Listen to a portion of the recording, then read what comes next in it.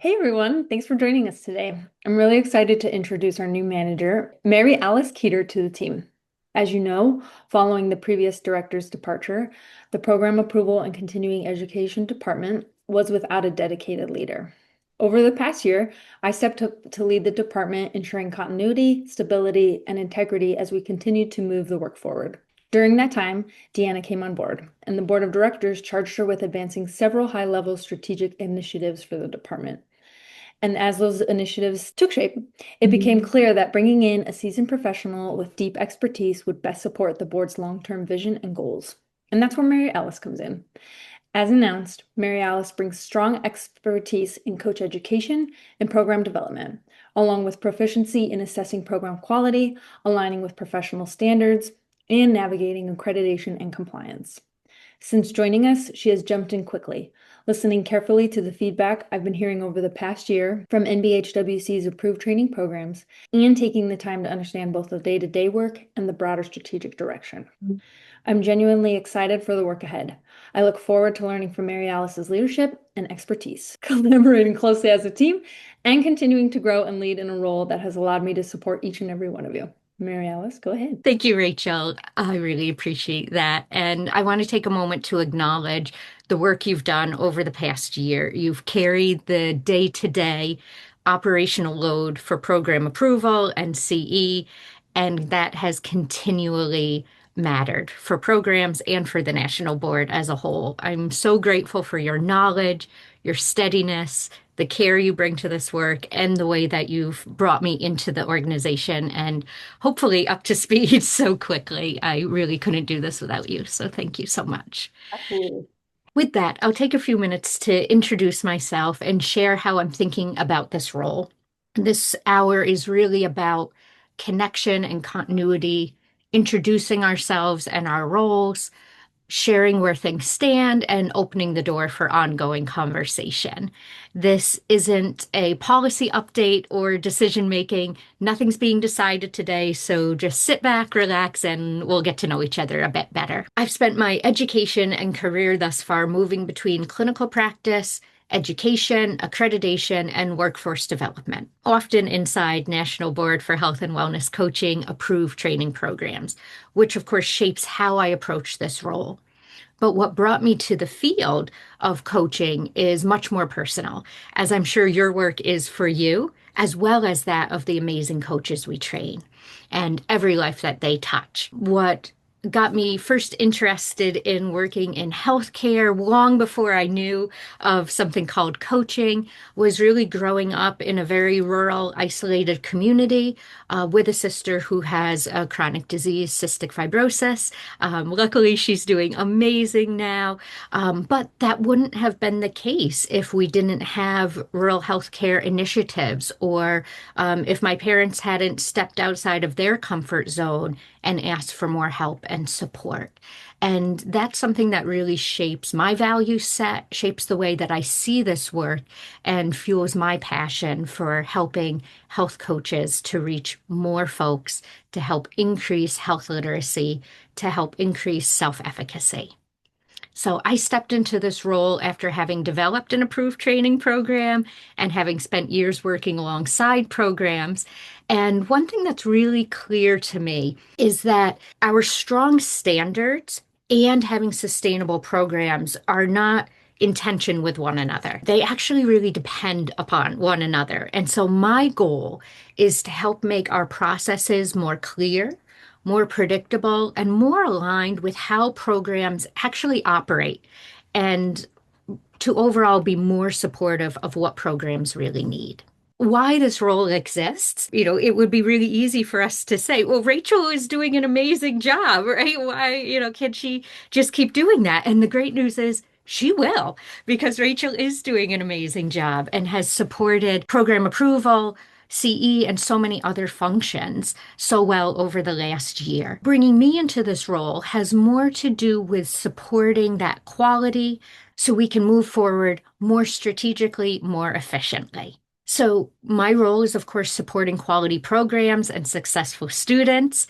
And the National Board for Health and Wellness Coaching's role extends beyond program approval and into protecting the credibility of our credential. So we support programs in delivering that high quality training and help students move confidently from training to certification and into practice. We know that having clear roles and better support will make a big difference here. So Rachel will continue with the day-to-day operations of approval and CE operations, submissions, renewal, status documentation, all of the logistics. My role will be more about, of course, working hand in hand with Rachel, and also standards interpretation and intent, processing with clarity and consistency, escalations, concerns, systemic feedback, and oversight of program approval and continuing education, which essentially is stewardship of our standards and our review process, creating alignment across training, certification, and the profession. So we want to continue listening to programs and translating those themes into consistent improvement. My commitments to you are this. As part of the oversight of program approval and continuing education, having a focus on clarity, consistency, and communication to maintain strong standards and sustainable programs so that you can continue to train effective coaches and we can champion more opportunities for coaches.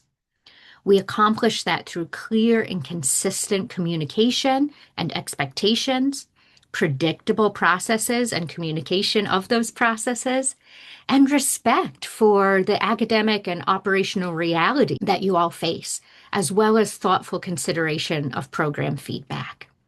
I really see my role as helping us to hold strong standards while making sure that the processes feel fair, predictable, and respectful of how programs actually operate.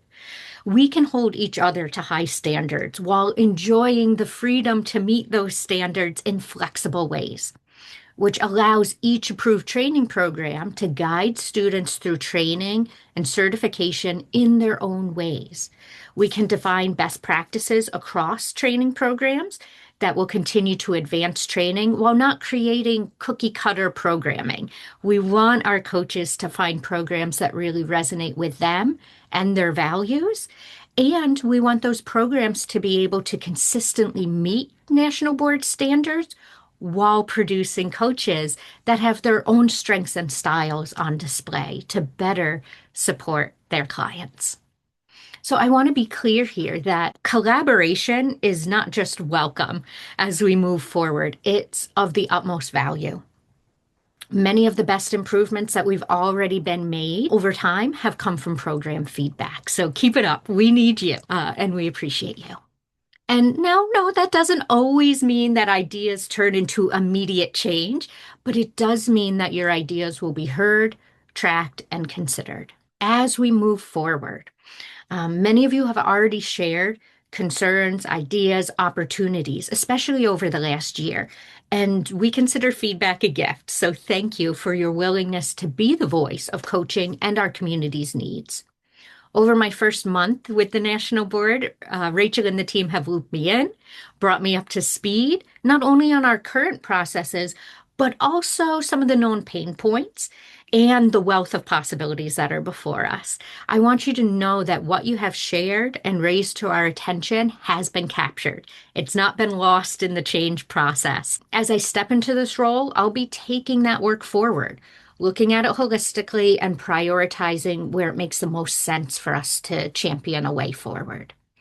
Some of the themes that have come up repeatedly in approved training program and program approval committee conversations include clarity of expectations for approved training programs and for the board, consistency across reviews and reviewers, workload proportionality, considering timing within academic calendars.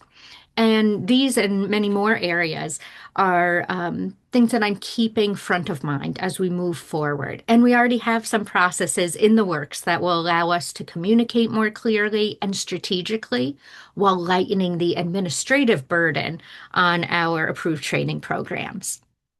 Now, with that, what I ask of you as leaders in the field and launch pads for thousands of extremely competent coaches is early communication when questions or challenges arise, transparency about your constraints and timing, and engagement with our standards as living guidance, not just compliance. When we make our standards more accessible, more real life, more easily understood by coaches, it allows us to have proactive conversations about our standards and the field of coaching as a whole. We are each other's networks, so reach out. We have a shared responsibility to uphold the standards of our field. They are the very foundation of what we're building. Our future success as a field depends upon each of us reinforcing our standards at every opportunity. In conclusion, we're here for you.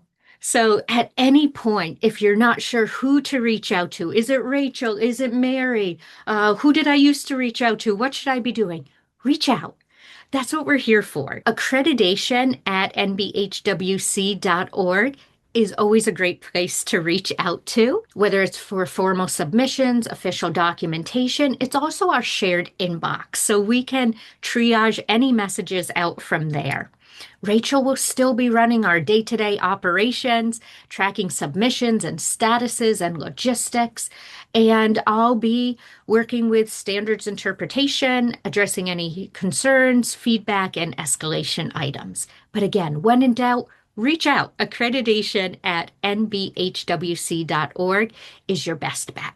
I really see our programs as partners in maintaining the credibility of our field. And I want you to know that my door is open. I want you to reach out early rather than worry silently. If you ever feel like, I kind of want to hit my head against a wall, what am I supposed to be doing? Reach out.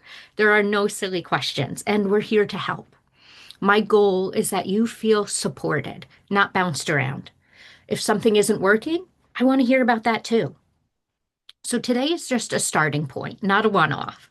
We'll continue to meet with programs, listening, and refining how we work together. So if something comes up, maybe later today, after we drop off the call, there's something that you said, I didn't really feel ready to raise it, please reach out. We can set up a time to connect or send an email if that's more comfortable for you. Whatever works for you, I want you to know that we're your partner. We're here for you, so reach out. We're working on defining our meeting cadence, so keep your eyes and calendars open for those invites. I know your time is valuable. I'll aim to make each of our future meetings have tangible value. We'll be bringing you approved training program Q&A sessions, town halls, and town halls for specific program types, academic, internal, public offerings, and opportunities to hear from us as well as other programs as we work together to continue to lead and inspire exceptional coaches.